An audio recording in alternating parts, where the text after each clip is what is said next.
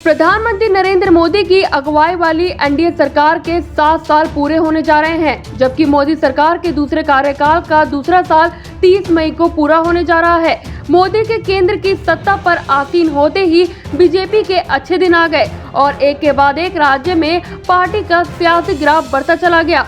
मौजूदा समय में बीजेपी देश के आधे से ज्यादा राज्यों में सरकार चला रही है या फिर सहयोगी दल के तौर पर सरकार में शामिल है। लोकसभा चुनाव 2019 के बाद अब तक के देश में 10 राज्यों में विधानसभा चुनाव हुए हैं, जिनमें से बीजेपी के नेतृत्व वाले एनडीए को केवल 4 राज्यों में जीत मिली। वहीं दिल्ली, पश्चिम बंगाल, तमिलनाडु और केरल में बीजेपी को हार का सामना करना पड़ा, लेकिन बीजेपी असम में सत्ता बचा पाई और पुडुचेरी में जीत की ओर कदम बढ़ाया और सरकार में सहयोगी दल बनी। मोदी के केंद्र की सत्ता में 2014 के आने के बाद एक एक कर राज्य की सियासी जंग बीजेपी फतह करने में जुट गई। बीजेपी की सियासी उफान मार्च 2018 तक था, जब देश में 21 राज्यों में बीजेपी के नेतृत्व वाले एनडीए की सरकार थी। इस तरह से देश के 71% आबादी और 80% क्षेत्र पर बीजेपी का उत्कृष्ट सहयोगी दल काबिज थे। इसकी तुलना अक्सर इंदिरा गांधी के दौर से की जाती है, लेकिन अब संख्या घटकर 18 हो गई है। बीजेपी इन 1.5 दर्जन राज्यों में अपने दम पर सरकार चला रही है या सहयोगी के तौर पर है। 2019 का साल चुनावी साल था। देश में आम चुनाव के साथ आंध्र प्रदेश, सिक्किम, ओडिशा और अरुणाचल प्रदेश में चुनाव हुए। बीजेपी ने लोकसभा चुनाव में पिछली बार से ज्यादा सीटें जीतकर सबको हैरान कर दिया था, लेकिन राज्यों के चुनाव में उसे सिर्फ अरुणाचल में ही सत्ता मिली। 2019 के आखिर में हरियाणा, महाराष्ट्र और झारखंड में चुनाव हुआ तो बीजेपी को बड़े झटके लगे।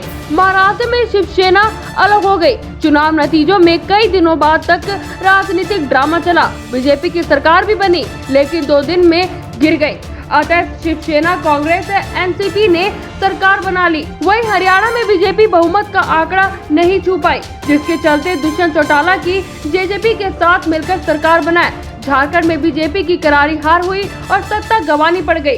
हालांकि साल 2018 में कर्नाटक की सत्ता बीजेपी ने गंवा दी थी, लेकिन 1 साल के बाद बीजेपी ने ऑपरेशन लॉर्ड्स के जरिए उसे छीनने में कामयाब रही। साल 2020 की शुरुआत में ही दिल्ली के विधानसभा चुनाव के साथ हुए नागरिकता संशोधन एक्ट के खिलाफ जारी आंदोलन के साए में हुए दिल्ली में चुनाव में बीजेपी ने एड़ी चोटी का अपना जोर लगाने के बाद भी अरविंद केजरीवाल को मात नहीं दे सकी। दिल्ली में आम आदमी पार्टी ने 2/3 बहुमत के साथ सरकार बनाने में कामयाब रही, लेकिन 2015 की तुलना में बीजेपी 3 सीटों से बढ़कर 8 पर पहुंच गई। वहीं बीजेपी ने 2018 के मध्य प्रदेश में अपनी सत्ता गंवा दी थी, लेकिन 15 महीने के बाद भी शिवराज सिंह चौहान के नेतृत्व में बीजेपी दोबारा से कांग्रेस के हाथों सत्ता छीनने में कामयाब रही। हालांकि बीजेपी की सरकार बनवाने में कांग्रेस छोड़कर बीजेपी में आए ज्योतिरादित्य सिंधिया की अहम भूमिका रही।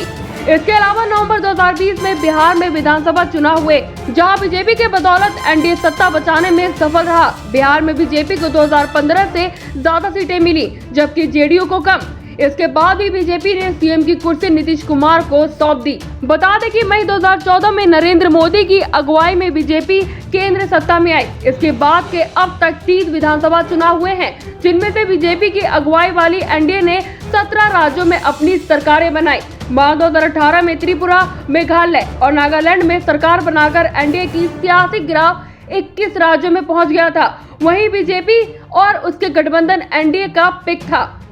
मार्च 2018 के बाद से बीजेपी का विजय रथ कर्नाटक से रुकना शुरू हुआ। कर्नाटक में मई 2018 में चुनाव हुए। भाजपा के येदियुरप्पा ने शपथ भी ले ली, लेकिन बहुमत नहीं होने की वजह से इस्तीफा देना पड़ा। हालांकि बाद में सरकार बनाने में सफल रही।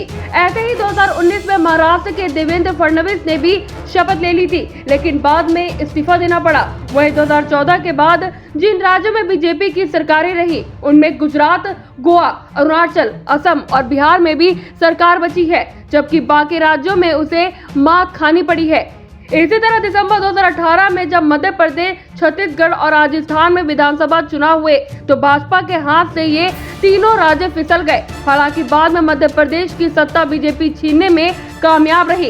इस तरह से देश के आधे से ज्यादा राज्यों में अभी भी बीजेपी का सियासी वर्चस्व पूरी तरह से कामयाब है। News desk, action India TV.